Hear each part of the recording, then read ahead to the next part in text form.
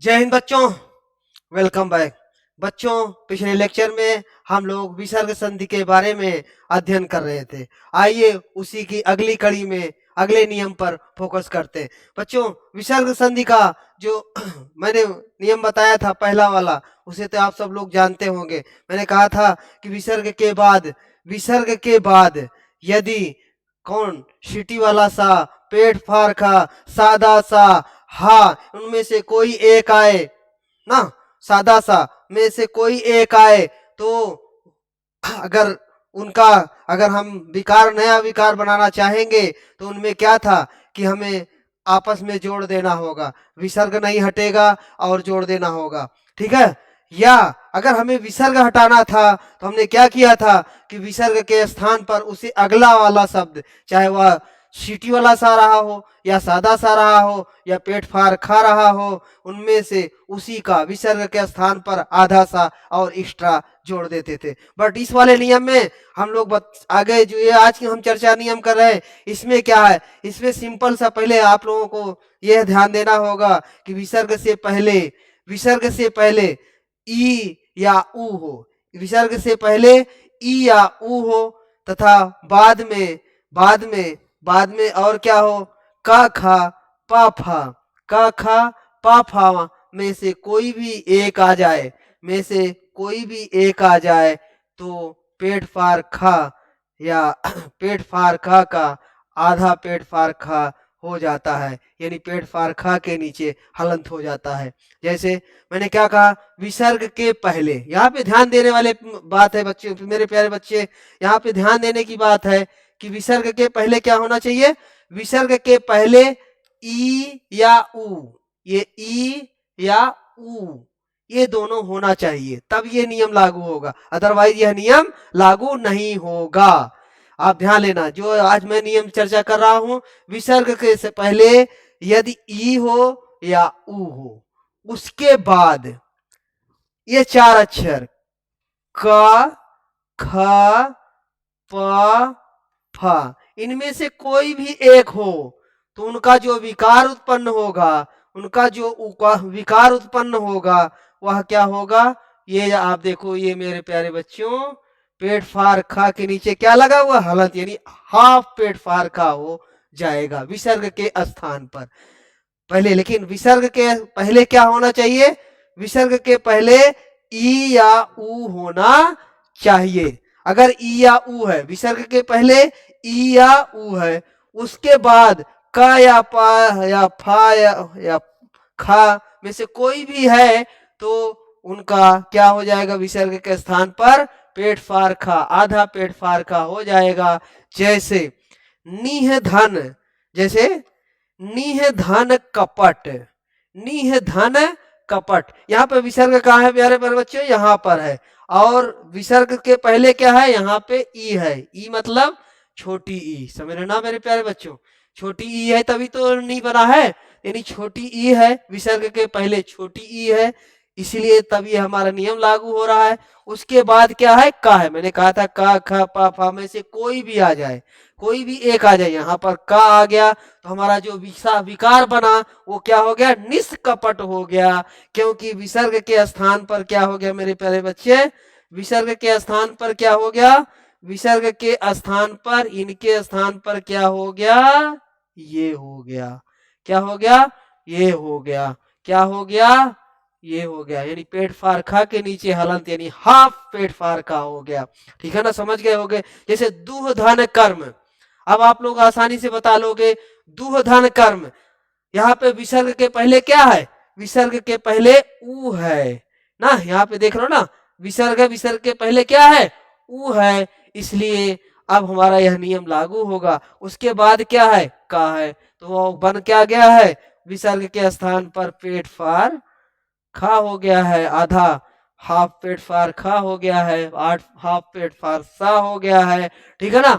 और क्या बन गया, दो धन कर्म, इसीलिए बन गया है दुष्कर्म, क्योंकि विसर्ग संधि एक व्यंजन से मिलकर के बन रही है, इसलिए यहाँ पर कौन सी संधि है मेरे प्यारे बच्चे, विसर्ग संधि है, यहाँ पर कौन सी संधि है, विसर्ग संधि। आपसे कहा जाएगा निह धन फल, निह धन फल, आपसे कहा जाएगा नीह धन फल।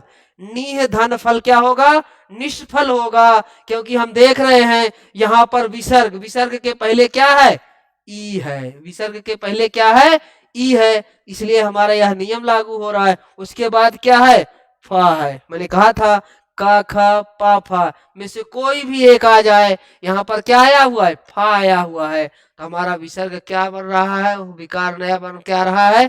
विसर्ग के स्थान पर क्या हो जाएगा? पेट फार खा, आ हाफ पेट फार खा, ये हो जाएगा। बाकी तो आप देख रहे हैं, जैसे निधन फल निष्फल, निधन फल निष्फल, निधन फल निष्फल। आपसे पूछा जाएगा दुधन फल क्या होगा? अब यहाँ पर क्या हुआ? वही फिर नियम, क्योंकि ई या ऊ विसर्ग के पहले क्या होना चाहिए? ई या ऊ विसर्ग के पहले क्या होना चाहिए? ई या ऊ। तो यहाँ पर भी क्या है? ऊ है मेरे प्यारे बच्चे, यहाँ पर ऊ है, यहाँ पे विसर्ग से पहले ऊ है और बाद में फा आया है, इसलिए विसर्ग के स्थान पर क्या हो जाएगा? हाफ पेट फार सा हो जाएगा या खा हो जाएगा। यानी यहाँ पर दूधन फल का क्या हो जाएगा? दुष्फल। दूधन फल का विकार क्या होगा? दुष्फल होगा। और संधि कौन सी होगी? विसर्ग संधि होगी मेरे प्यारे बच्चे। क्यों होगी? क्योंकि विसर्ग संधि एक व्यंजन से, विसर्ग जो है हमारा एक व्यंजन फ से जुड़ रहा है और एक जुड़ करके एक नया विकार दे रहा है, इसलिए यहाँ पर कौन सी संधि है? विसर्ग संधि है। आपसे कहा जाएगा निधन पाप। निधन पाप क्या होगा? निधन पाप निष्पाप, निधन पाप क्या होगा? निधन पाप निष्पाप। यहाँ पर क्या है? विसर्ग से पहले क्या है? ई है। विसर्ग से पहले क्या है? यहाँ पे ई है। विसर्ग से पहले ई है। क्या है मेरे प्यारे बच्चे? ई है। विसर्ग से पहले ई है, पहली कंडीशन। सेकंड कंडीशन उसके बाद में क्या है? पा है। मैंने कहा था का खा या पा फा में से कोई एक आ जाए, का खा या पा फा में से कोई भी एक आ जाए तो उनके स्थान पर क्या हो जाएगा? हाफ पेट फार खा या हाफ पेट फार वाला शा। तो यहाँ पर वही हुआ निधन पाप निष्पाप, इसीलिए क्या हो गया यहाँ पर? निष्पाप, है ना? इसलिए यहाँ पर क्या हो गया मेरे प्यारे बच्चे? निष्पाप। अब आपसे कहा जाएगा दुधन पाप, तो क्या होगा? आप लोग कमेंट में लिखिए। अब तो आप समझ गए होंगे ना? हाँ लिखिए दुधन पाप। दुधन पाप बराबर क्या होगा? दुष्पाप। दुधन पाप बराबर क्या हो जाएगा? दुष्पाप। यहाँ पर क्या हो रहा है? विसर्ग के स्थान पर पेट फार खा, हाफ पेट फार खा बन रहा है, इसीलिए हम इसे क्या? दुधन पाप बराबर दुष्पाप। क्यों? क्योंकि हमारा जो अनियम है कि विसर्ग से पहले ई हो या ऊ हो, उसके बाद क ख प फ म से कोई एक वर्ड हो, एक व्यंजन हो, तो उनका विकार क्या हो जाता है? हाफ पेट फार खा हो जाता है। यही सिंपल सा नियम है। और आप देख लेते बहुत सारे एग्जाम्पल हम आपको समझा रहे हैं, उदाहरण दे रहे हैं। आप जैसे कहा जाए निधन कलंक, निधन कलंक, निष्कलंक। निष्कलंक का मतलब होता है बिना कलंक का, ठीक है ना? तो निधन कलंक, यहाँ पर भी देख रहे हैं ई है, ठीक है ना, और का है, तो मिलकर के क्या बन गया है? निष्कलंक। क्या बन गया है? निष्कलंक। दूधन कर, दूधन कर क्या हो जाता है? दुष्कर। दूधन कर, दुष्कर मतलब कठिन, ठीक है ना? दूधन कर, यहाँ पर देख रहे हैं मेरे प्यारे बच्चे विसर्ग। विसर्ग के पहले क्या है? छोटा ऊ है और वहां बाद में क्या है? का है। तो इसलिए हमारा जो नियम लागू होता है, ये विसर्ग के स्थान पर क्या हो गया है? पेट फार, हाफ पेट फार खा हो गया है। इसलिए यहाँ पर संधि कौन सी है मेरे प्यारे बच्चे? विसर्ग संधि है। आपसे कहा जाएगा दुधन कुल, दुधन कुल, दूधन कुल, दूधन कुल, दूधन कुल का क्या होगा? दुष्कुल।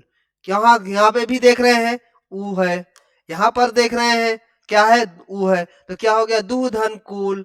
तो क्या हो गया मेरे प्यारे बच्चों? दुष्कुल। क्या हो गया? दुष्कुल। अब निधन पंख, निधन पंख। अब आप लोग तो हमारे लगता है, आई थिंक, मैं सोचता हूं कि आप लोग अब समझ गए हैं। आप लोग तुरंत हमारे इनका कमेंट तुरंत लिखिए। निधन पंख निष्पंक, निधन पंख निष्पंक, निधन पंख निष्पंक, निधन पंख निष्पंक। दूधन पान, दूधन पान दुष्पान, दूधन पान दुष्पान, ठीक है ना?